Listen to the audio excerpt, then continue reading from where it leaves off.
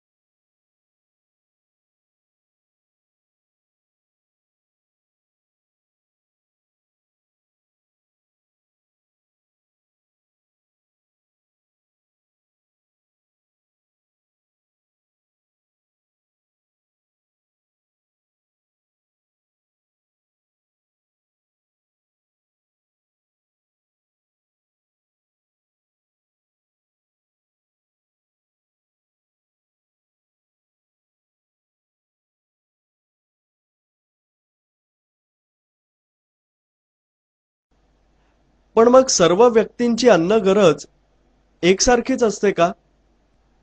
नाही.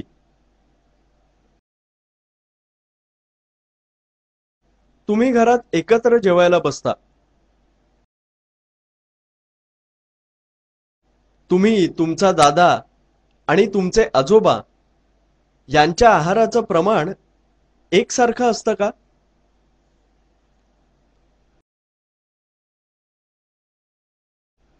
तुमचा दादा तुमच्याहून वयाने मोठा आहे. त्याच्या शरीराची वाढ झपाट्याने होत आहे. स्वाभाविकच त्याच्या आहाराचं प्रमाण अधिक आहे. तुमचे आजोबा वयाने तुमच्या दादाहून खूप मोठे आहेत, पण त्यांचा आहार तुमच्या दादाच्या आहारापेक्षा खूप कमी आहे.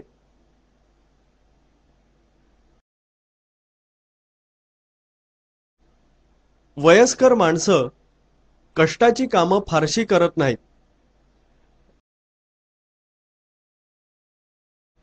त्यांच्या शरीराची वाढही थांबलेली असते, म्हणून त्यांचा आहार बेताचा असतो.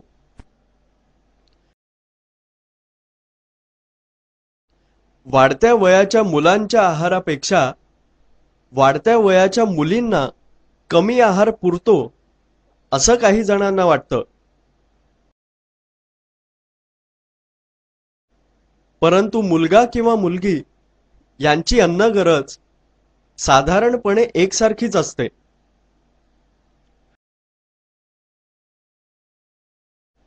खरं म्हणजे व्यक्तीच्या आहाराचं प्रमाण तिच्या कामाच्या स्वरूपावर अवलंबून असतं.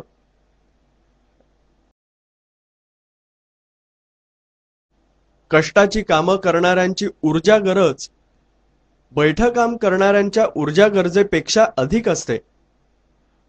म्हणून कष्टाची कामं करणाऱ्यांची अन्न गरजही बैठं काम करणाऱ्यांच्या अन्न गरजेपेक्षा अधिक असते.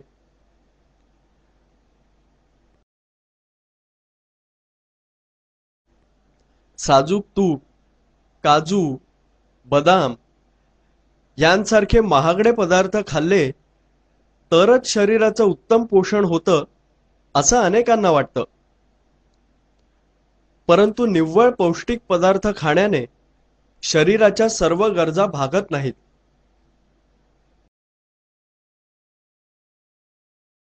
वेगवेगळी फळं, पालेभाज्या, शेंगदाणे, फुटाणे, डाळी, कडधान्यांच्या उसळी यातूनही आपल्या शरीराला आवश्यक असणारे अन्न घटक मिळतात व शरीराच्या सर्व गरजा भागतात.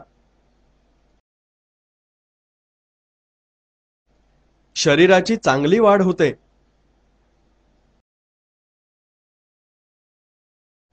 त्यांचा आहारात समावेश केल्यास शरीराचं पोषण होण्यास मदत होते.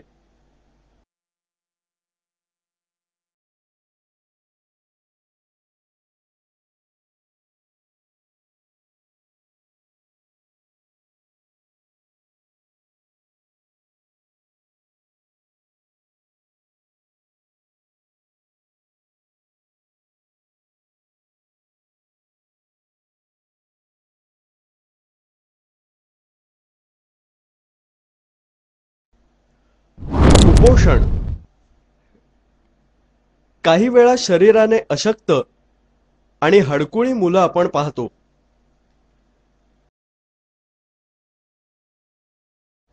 या मुलांचं पोट पुढे आलेलं असतं. या मुलांच्या चेहऱ्यावर तजेला नसतो, म्हणजे चेहऱ्यावर कुठल्याही प्रकारचं तेजच नसतं.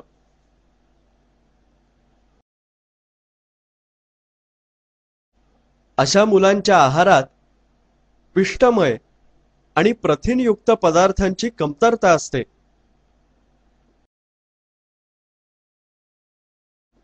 त्यामुळे त्यांच्या शरीराची योग्य वाढ झालेली नसते.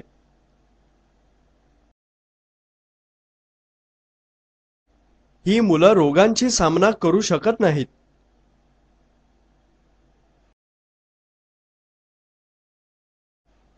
अपुऱ्या आणि असंतुलित आहारामुळे त्यांचं योग्य पोषण झालेलं नसतं. यालाच कुपोषण म्हणतात.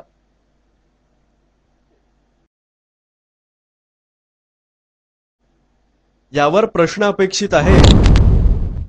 कुपोषण म्हणजे काय? कुपोषणाचे परिणाम सांगा. उत्तर आहे, अपुऱ्या आणि असंतुलित आहारामुळे शरीराला योग्य पोषण मिळत नाही.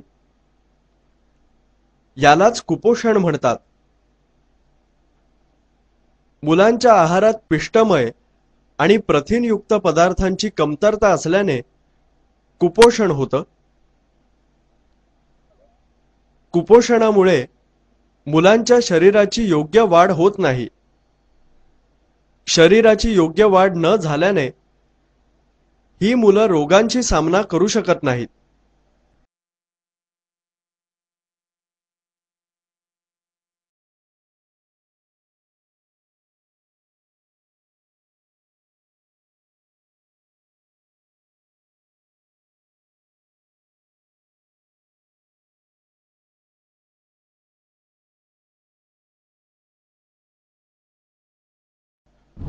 अभावजन्य विकार.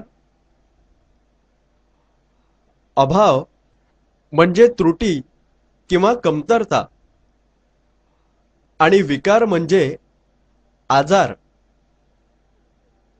काही अन्न घटकांच्या कमतरतेमुळे विकार जडतात. त्यांना अभावजन्य विकार किंवा त्रुटीजन्य विकार म्हणतात.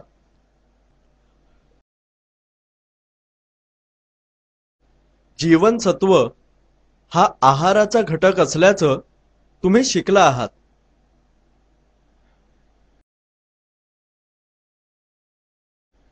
जीवनसत्व विविध प्रकारची आहेत.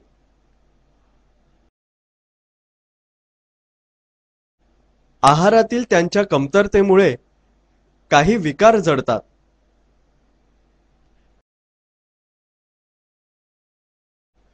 काही जणांना दिवसा स्पष्ट दिसतं. अंधुक प्रकाशात मात्र त्यांना सभोवतालच्या वस्तू स्पष्ट दिसत नाहीत. याला रातांधळेपणा म्हणतात. रातांधळेपणा ए जीवनसत्वाच्या कमतरतेमुळे येऊ शकतो. आपल्या देशामध्ये रातांधळ्या बालकांची संख्या मोठी आहे.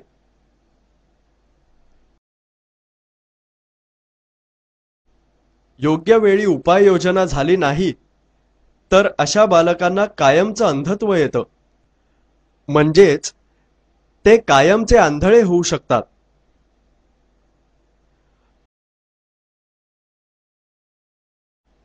रातांधळेपणावर उपचार म्हणून गाजर, पपई, हिरव्या पालेभाज्या, दूध असे अन्नपदार्थ खाण्याचा सल्ला डॉक्टर देतात. या पदार्थात ए जीवनसत्व अधिक प्रमाणात असतं. हे पदार्थ नेहमीच आपल्या आहारात असतील तर रातांधळेपणाचा धोका कमी होतो.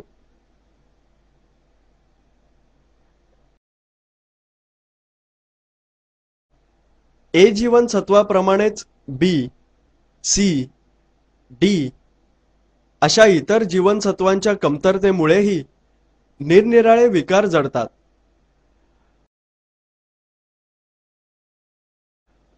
त्यांची माहिती या तक्त्यात दिली आहे. तक्त्यात जीवनसत्वाचं नाव, जीवनसत्वाच्या कमतरतेमुळे होणारा विकार आणि त्यावरची उपाययोजना दिली आहे. ए जीवनसत्वाच्या कमतरतेमुळे रातांधळेपणा हा विकार होतो. त्यावर उपाय म्हणून आहारात पालेभाज्या, पिवळी पिकलेली फळं, गाजर, पपई आणि दूध यांचा समावेश असावा. बी जीवनसत्वाच्या कमतरतेमुळे जीभ लाल होणं, त्वचा खरखरीत होणं असे विकार जडतात. यावर उपाययोजना म्हणून आहारात डाळी, पालेभाज्या, दूध यांचा समावेश करावा.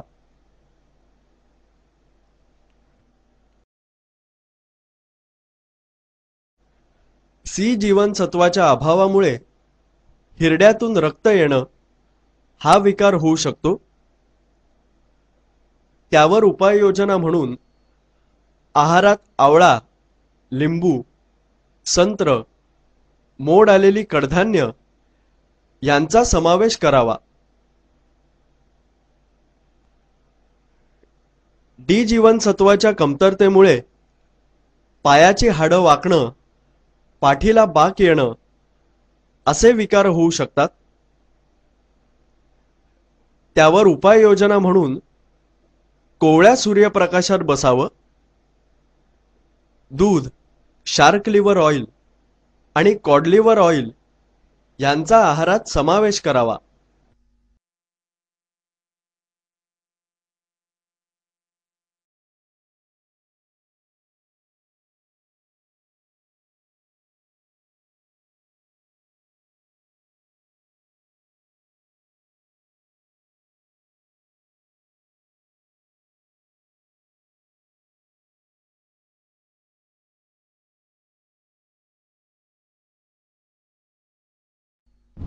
भारतीय आहार. आपल्या देशात वेगवेगळ्या भागात वेगवेगळे अन्नपदार्थ खाल्ले जातात. दक्षिणेकडे इडली, डोशासारखे पदार्थ लोकांना आवडतात. महाराष्ट्रात झुणका भाकर, वरण भात हे अनेकांचं जेवण असतं.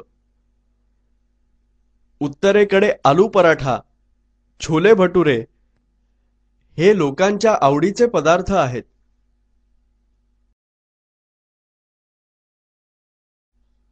अन्नपदार्थ तयार करण्याच्या आपल्याकडच्या पद्धती परंपरेने चालत आलेल्या आहेत. त्यापैकी काही पद्धतींमुळे अन्नपदार्थांची पौष्टिकता वाढते.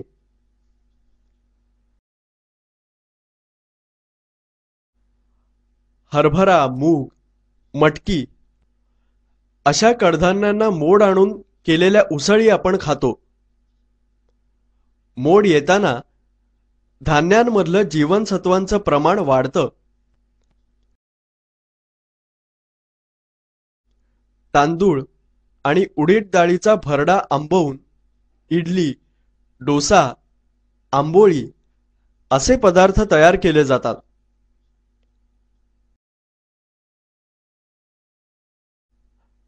आंबवल्यामुळे अन्नपदार्थातील जीवनसत्वात वाढ होते. त्यामुळे त्यांची पौष्टिकता वाढते.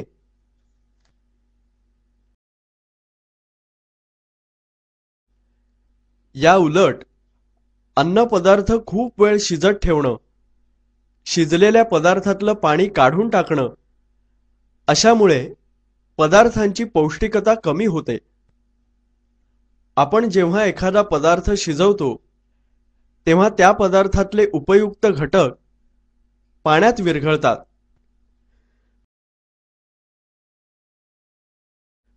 शिजणाऱ्या पदार्थातून पाणी काढलं असता या पाण्यात विरघळलेले उपयुक्त घटक पाण्याबरोबर निघून जातात.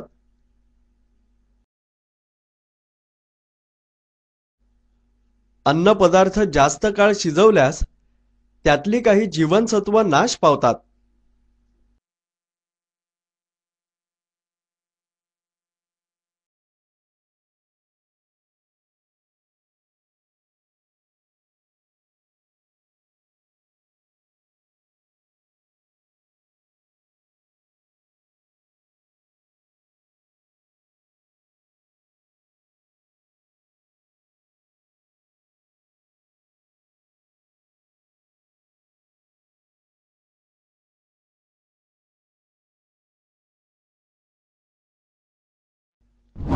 आहार सल्लागार म्हणजे डाएटिशियन. आपलं वय, कामाचं स्वरूप यानुसार आपण आहार घेतो.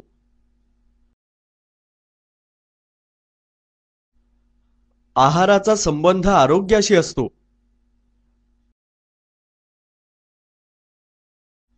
योग्य आहार घेतला नाही तर आजारपण येतं.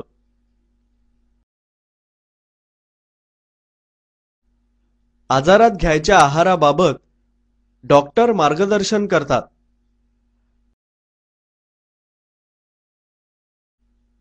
अतिलठ्ठपणासारख्या किंवा कुपोषणामुळे होणाऱ्या काही त्रासांचा आहाराशी संबंध असतो.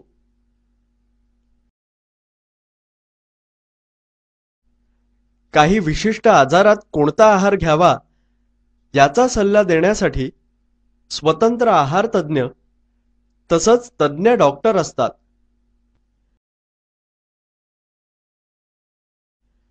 त्यांनी आहारविषयक दिलेल्या सल्ल्याला आहारविषयक समुपदेशन असं म्हणतात.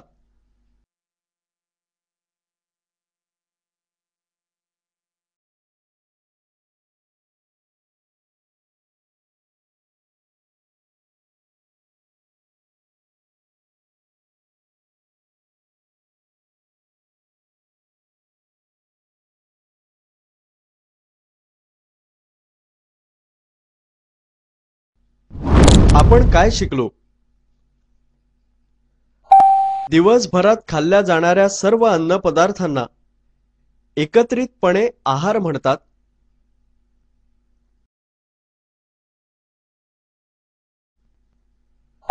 विविध अन्न घटक पुरेसे असणाऱ्या तसंच व्यक्तीच्या गरजेनुसार त्यांचं प्रमाण योग्य राहील असे अन्नपदार्थ समाविष्ट असणाऱ्या आहाराला संतुलित आहार म्हणतात.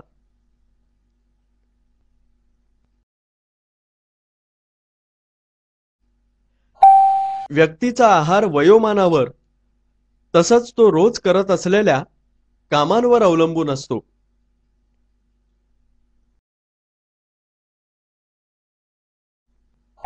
वाढत्या वयातील मुलगा आणि वाढत्या वयातील मुलगी या दोघांचीही अन्नाची गरज साधारणतः सारखीच असते.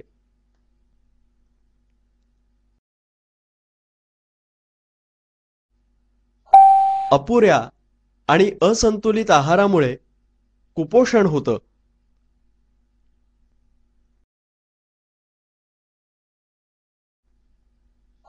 जीवनसत्वांच्या कमतरतेमुळे रातांधळेपणासारखे विकार जडतात.